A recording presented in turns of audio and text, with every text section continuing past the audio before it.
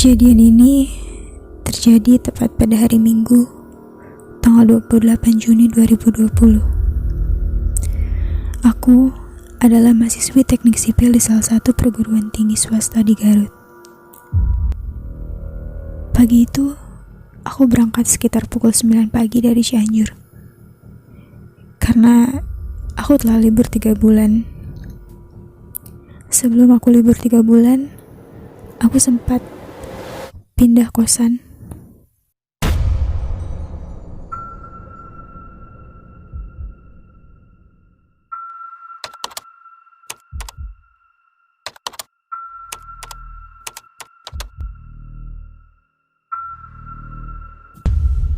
Kita sebut saja perumahan RC.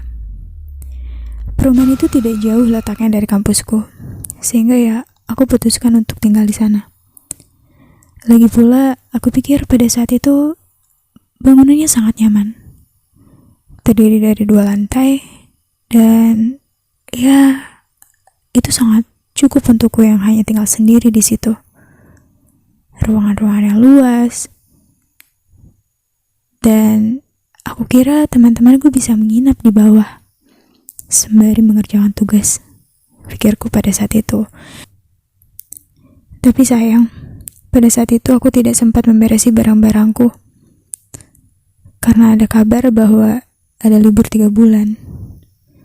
Aku langsung pergi ke Cianjur tanpa berpikir panjang, dan aku biarkan rumah itu dalam keadaan kosong selama 3 bulan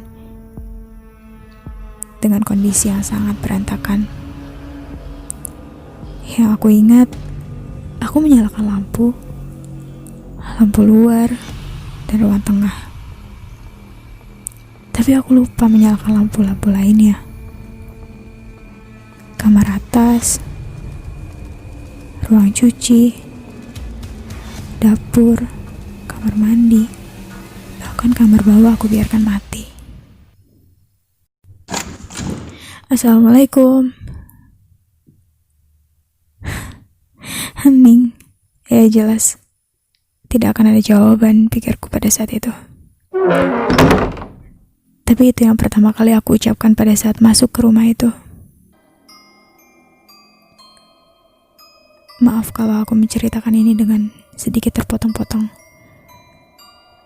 karena sekarang aku merasa sangat takut dan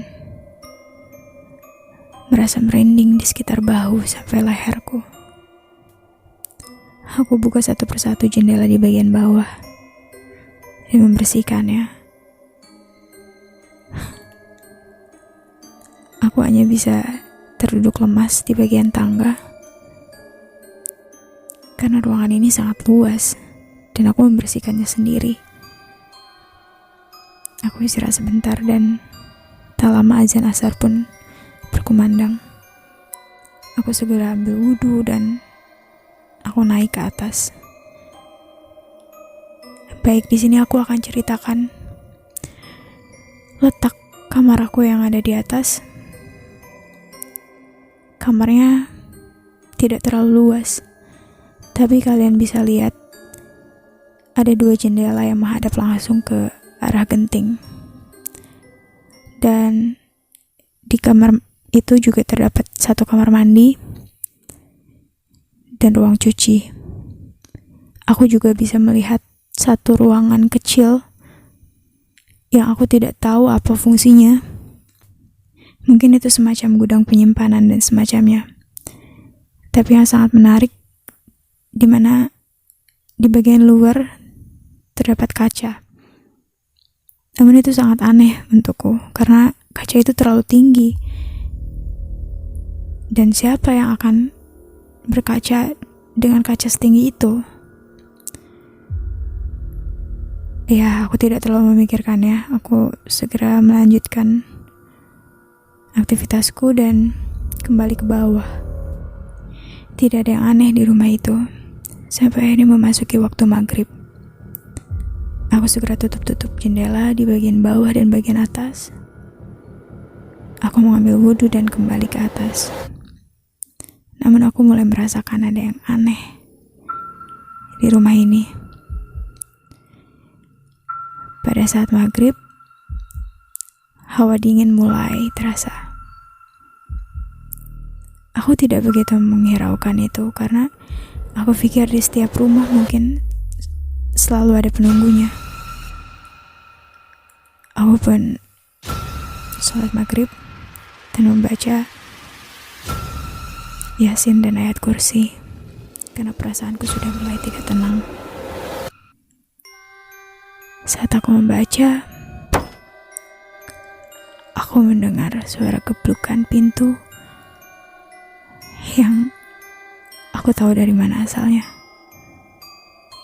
Itu tepat di pintu ruang penyimpanan yang terdapat kaca di depannya. Aku melanjutkan membaca ayat kursi dalam hati. Namun hawa dingin itu semakin terasa sampai merinding di bagian punggung, pundak, leher, bahkan sampai kepala. Tak hanya itu, aku merasakan tiupan angin di bagian pundak dan leherku, sehingga membuatku merubah posisi dan aku naik ke atas kasur, sembari tetap membaca ayat kursi hingga Isya.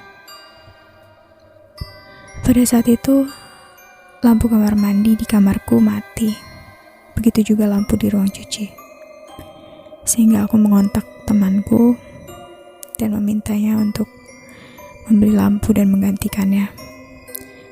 Keanehan terjadi pada saat temanku mengganti lampunya. Ia berpegangan dan sialnya dia terjatuh. Entah apa yang membuatnya terjatuh.